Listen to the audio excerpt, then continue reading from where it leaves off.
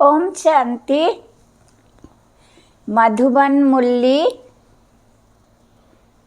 2023 अक्टूबर 13। बाबा का आज का महावाक्य है, धीरज रखो, अब तुम्हारे सुख के दिन पूरे हुए, सुख के दिन आ रहे हैं।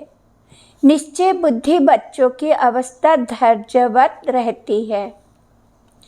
बाबा का आज का प्रश्न है, किसी भी हालत में मूर्छाइश न आए, इसकी सहज विधि क्या है? आज का बाबा का उत्तर है, ब्रह्मा बाप का सैंपल सदा सामने रखो।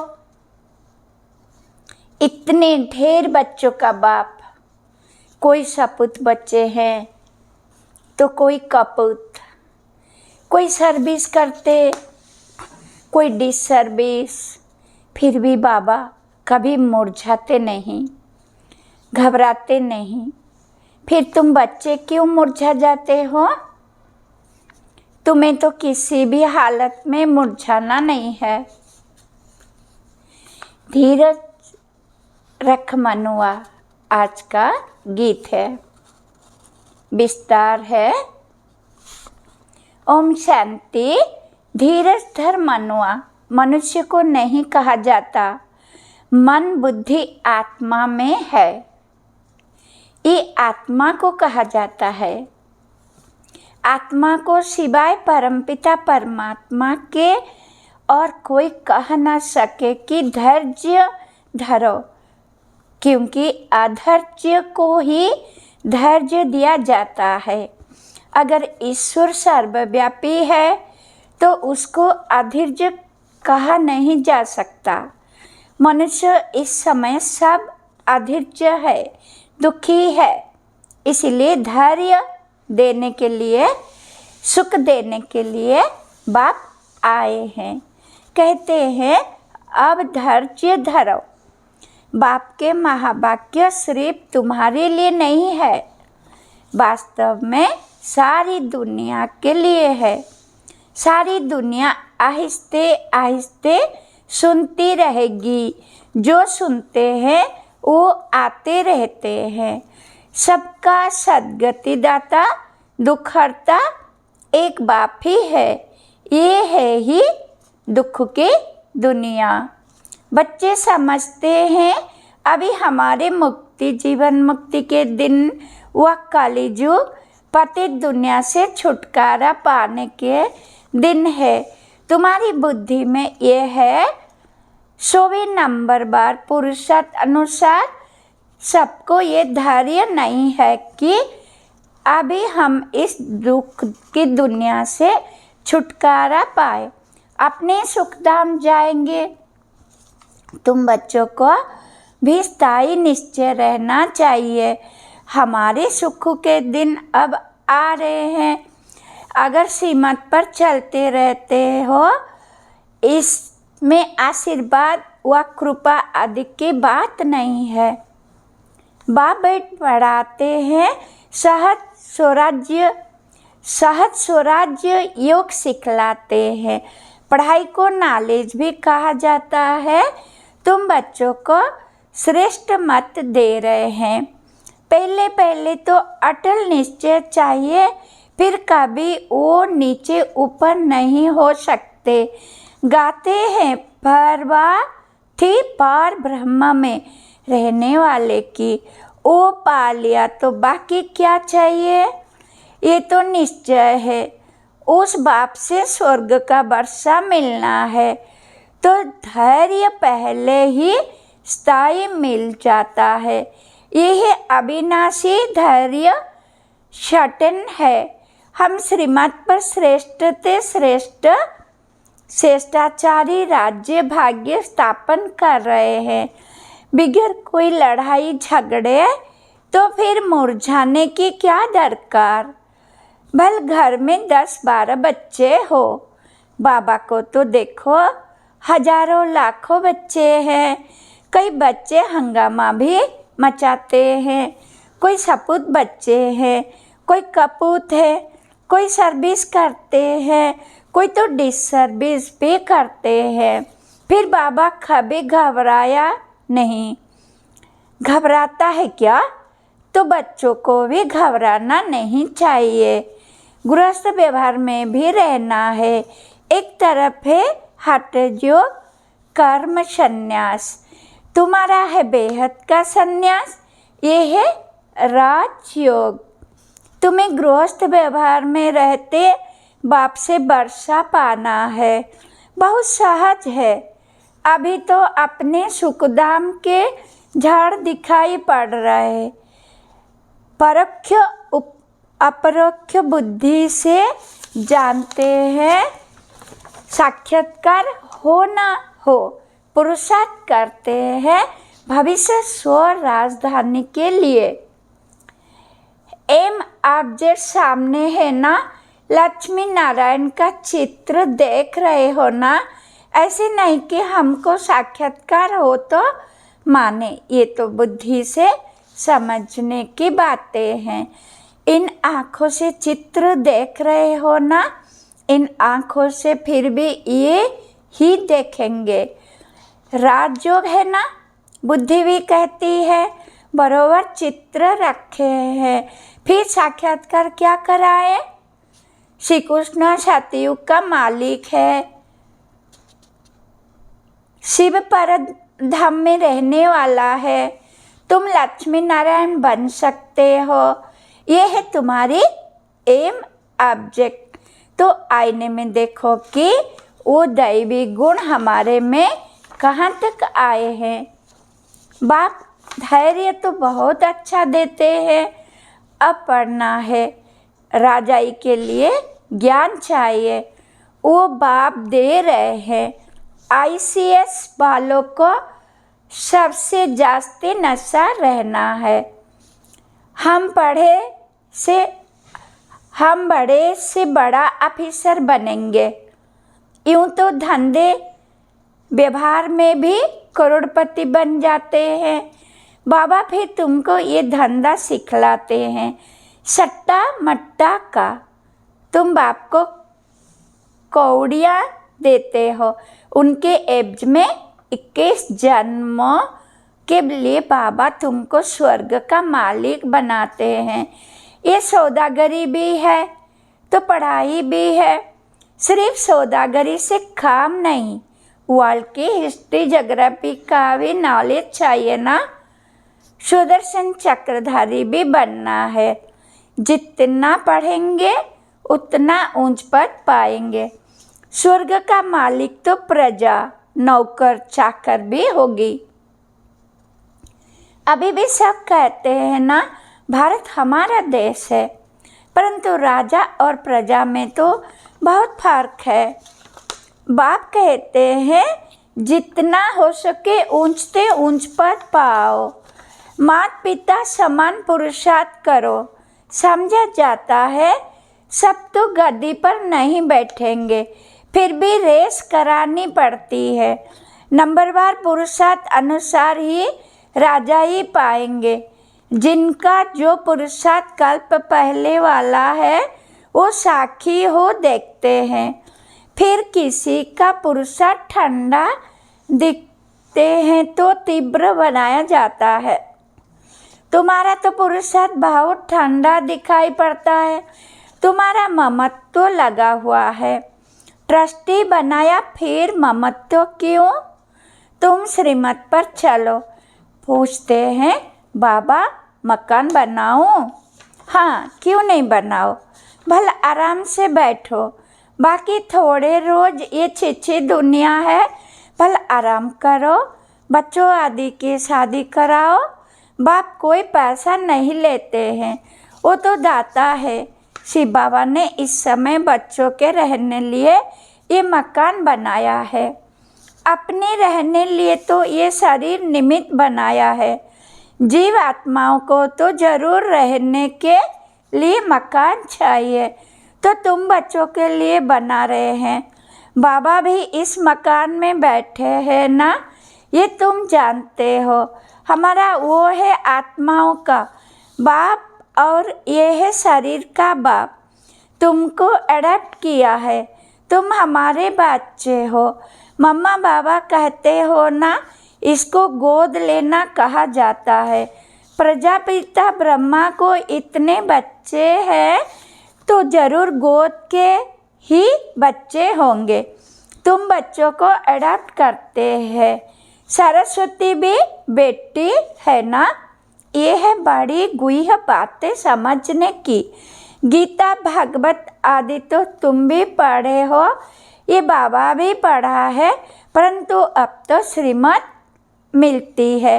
ड्रामा अनुसार जो कुछ कहा सो ड्रामा अनुसार, उसमें जरूर कल्याण ही होगा। नुकसान होता है उसमें भी अकल्याण ही है। हर बात में कल्याण ही है। शिव बाबा है ही कल्याणकारी। उनकी मत अच्छी है।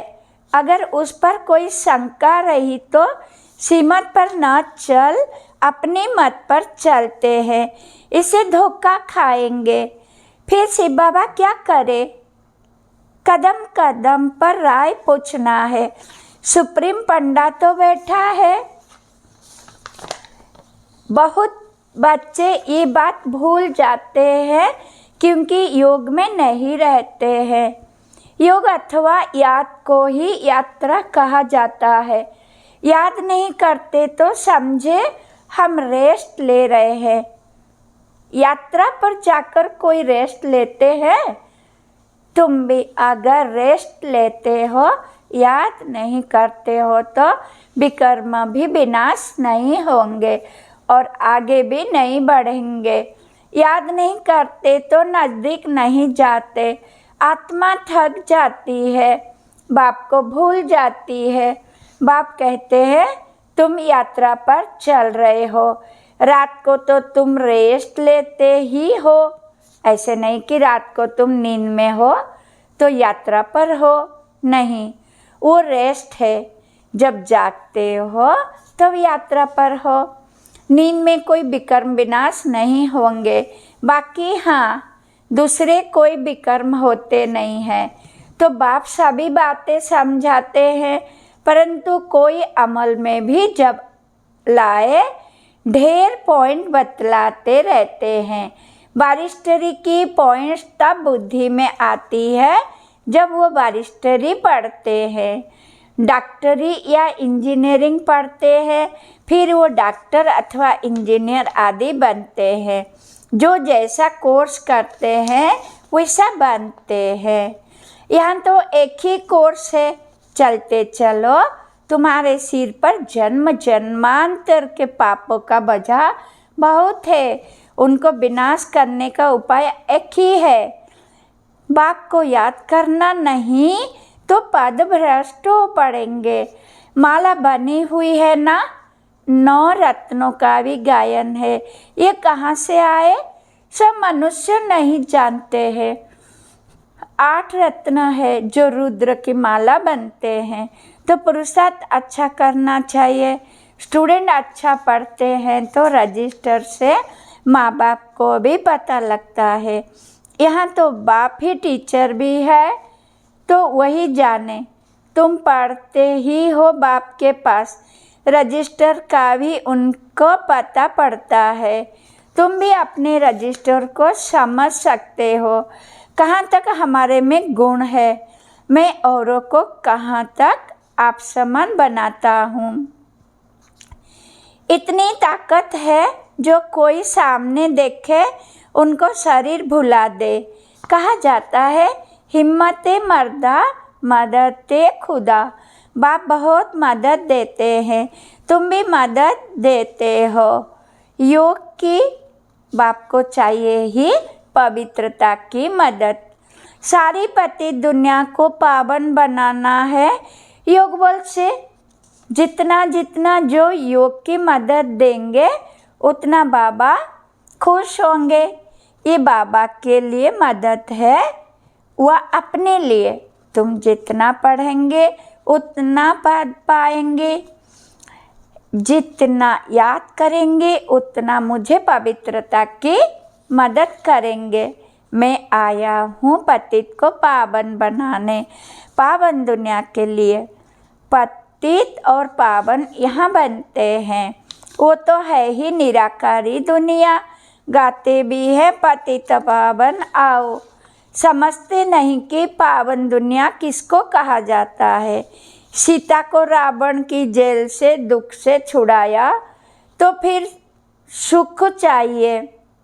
औरों को शांति बहुत मिलती है, सुख थोड़ा मिलता है।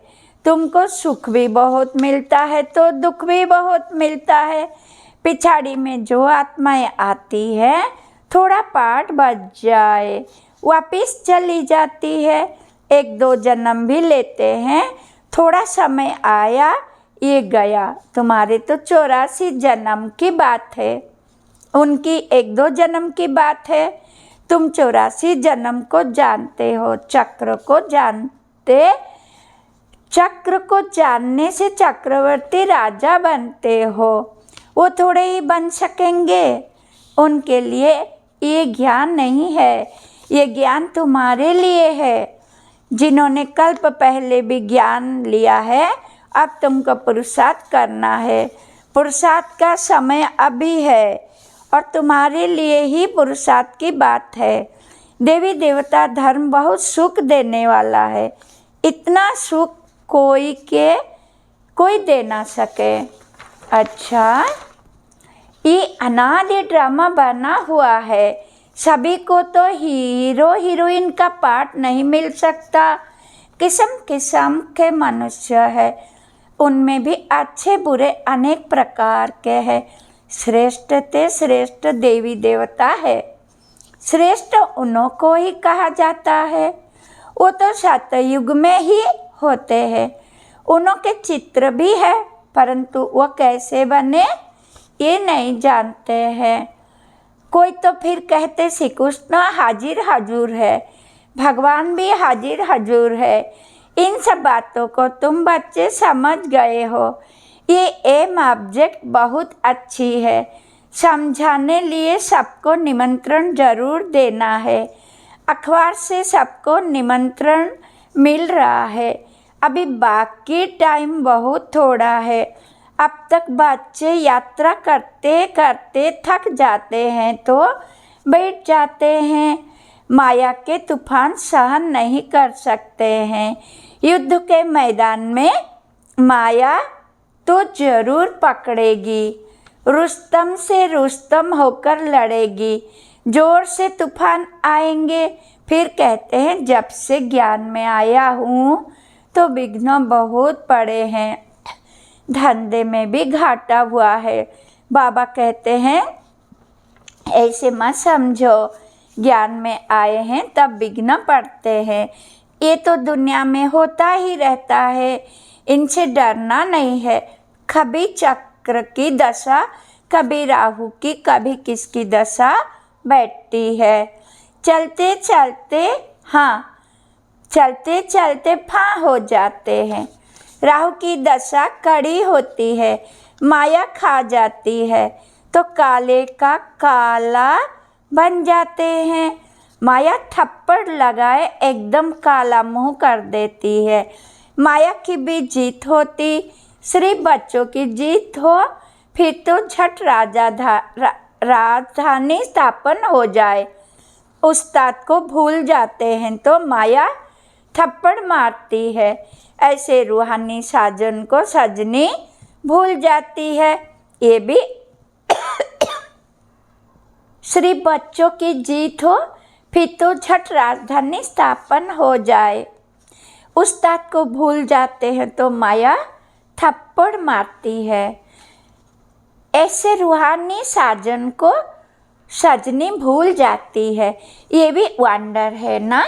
अच्छा, मीठे मीठे सिखला दे बच्चों प्रति माता पिता बाप दादा का याद प्यार और गुड मॉर्निंग। रूहानी बाप की रूहानी बच्चों को नमस्ते। हम बच्चों का भी बाप दादा को याद प्यार गुड मॉर्निंग नमस्ते।